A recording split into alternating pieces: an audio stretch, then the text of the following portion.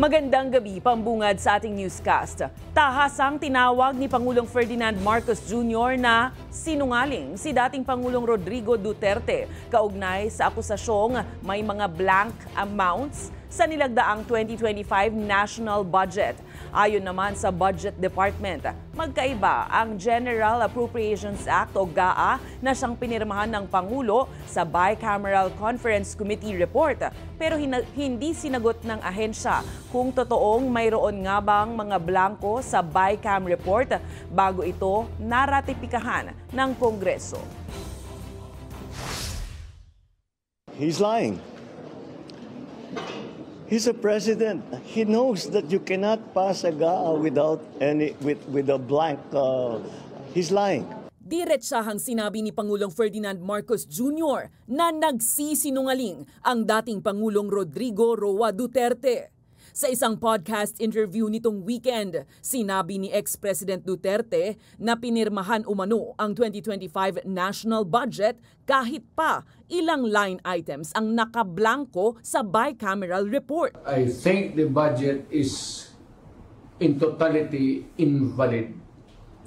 Hindi na pwede mag-blanko-blanko dyan sa pera ng tao. Ano ka man? Sa parehong interview, ibinunyag ni Davao City 3rd District Representative Isidro Ungab ang mga umano'y blankong entries sa Bicameral Conference Committee report, partikular sa 2025 budget ng Department of Agriculture. Defective, ang dami kulang na blanco.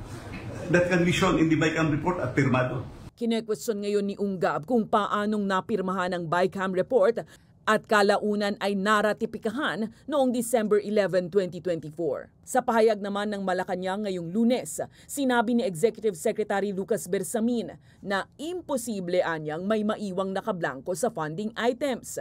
Metikuloso anyang nireview ng Kongreso at Department of Budget and Management ang mahigit 4,000 pahina ng 2025 national budget. Sa kasaysayan ng buong Pilipinas, hindi pinapayagan na magkaroon ng item ang GAA nang hindi nakalagay kung ano yung project at saka ano yung gastos, ano yung pondo. So, it's a lie. Tinuligsari ng DBM ang akusasyon.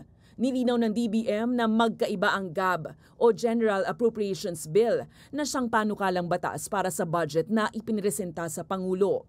Sa Bicam report na ipinresenta ng iba sa social media. Gayunpaman, hindi sinabi ng ahensya kung totoong may mga blankong linya sa Bicam report. Mensahe ni Marcos sa publiko, busisiin ang 2025 budget na nasa DBM website. Hanapin nyo yung sinasabi nila na blank check. Tignan ninyo kung meron kahit isa para mapatunayan na tama ang sinasabi ko kasi nungalingan yan. Ang umano'y blank line items sa Bicam report, ang pinakabagong kontrobersiya sa 6.35 trillion peso national budget, kasunod ng zero subsidy sa PhilHealth at umano'y pork barrel funds na nakapaloob sa Ayuda sa Kapos ang Kita o AKAP program.